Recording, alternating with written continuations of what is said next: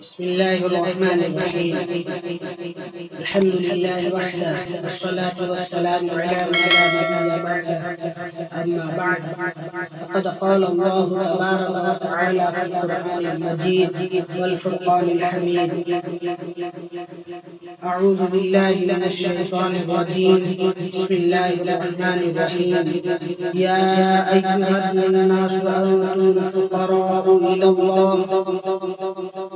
قرآن پاک میں اللہ تعالیٰ کا ارشاد ہے: اے لوگو، تم سب اللہ کے فقیر ہو۔ فقیر کا کام مانگنا ہے، مانگتے رہنا ہے۔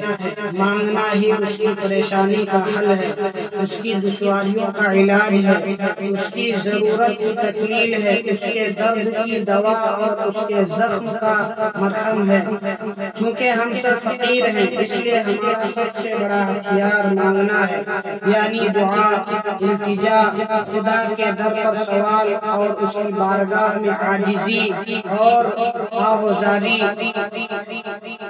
جب انسان پاک پروردگار کے در پر دستے سوال دراز کرتا ہے، روتا ہے، گڑ گڑاتا ہے اور اپنی بے بسی اور بے کسی کا اظہار اور خدا کی کبریائی اور عظمت کا اعتراف کرتا ہے، تو پاک پروردگار کے رحم و رحمت کے دریا میں جوش آ جاتا ہے اور عطا و بخشش کا دروازہ کھول دیا جاتا ہے۔ پھر بجلی بن جاتی ہے اور دشواری حل ہو جاتی ہے۔ شرط یہ ہے کہ مانگنے والا سلیقے سے مانگے، سوال کرنے والا جم کر کرے، فقیر درد مندانہ صدا لگائے: جو مانگنے کا سلیقہ ہے مانگ کر دیکھو، جو مانگنے کا سلیقہ ہے مانگ کر دیکھو، در کریم سے بندے کو کیا نہیں ملتا، در کریم سے بندے کو کیا نہیں ملتا۔